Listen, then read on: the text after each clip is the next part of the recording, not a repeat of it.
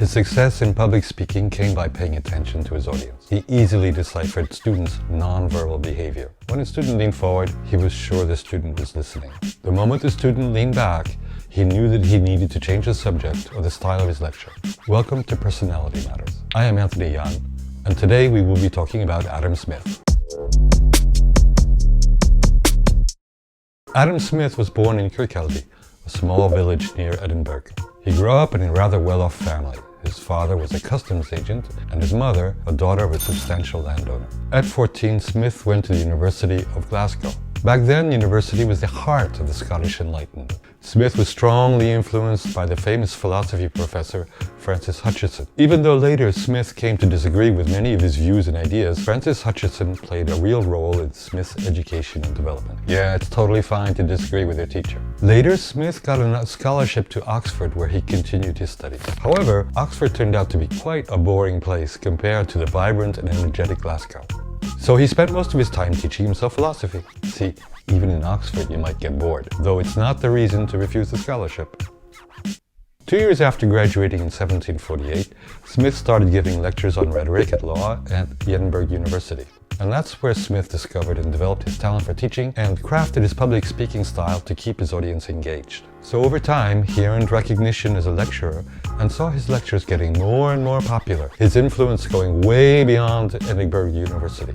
And that propelled his career to new heights. Though only 27 years old, he was named professor at Glasgow University. Well, not only rock and roll can make you famous in Britain. His days were strictly organized, in fact. In the morning, he lectured at the university to classes of up to 90 students. And in the afternoons, he was busy with university affairs. And in the evening, he rubbed shoulders with the members of the local aristocracy, which included lots of prominent scientific and intellectual figures like the chemistry pioneer Joseph Black, the inventor of the steam engine James Watt, and the philosopher David Hume. Smith later wrote that it was by far the happiest and most honorable period of my life. Then as now, intellectual circles exchanged frequently, especially between England and France.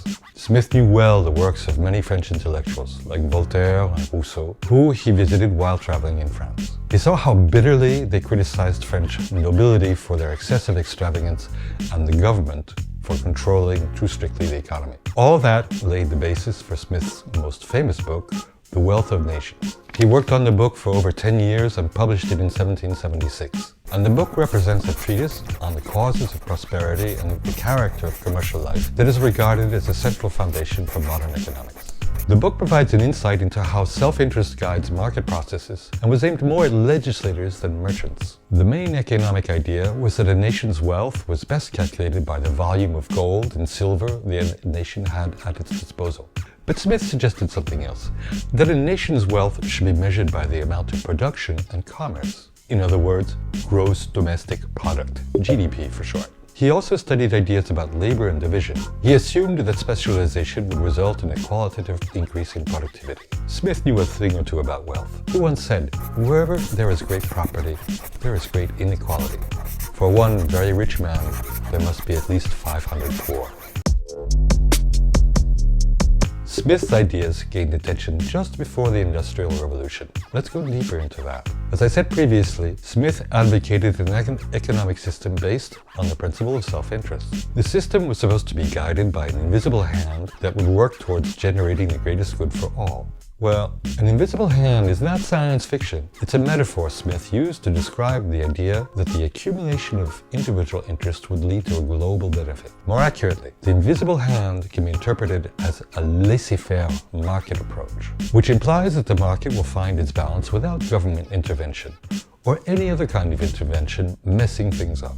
For instance, independent businesses will always be more interested in improving production and returns. They'll buy more efficient equipment to satisfy the demand for goods and services. And returns will be higher when a business is managed by self-interest rather than by a government deciding what's needed. Smith's invisible hand became one of the pillars for free market capitalism, particularly in the United States. In the US, business circles passionately believe that private markets are way more productive and efficient than those run by governments.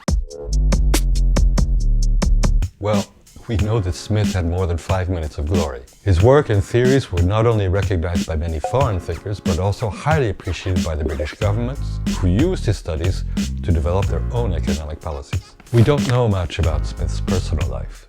There's only one portrait of him on a medallion. He never got married, and we know even less about any romance that he might have had. According to some accounts, he was kind of goofy, with a twisted way of walking, and was incredibly absent-minded. And in 1790, at the age of 67, he passed away peacefully in Edinburgh. Thank you for watching Personality Matters. We talk about those who've made the world. And until next time, I'm Anthony Young.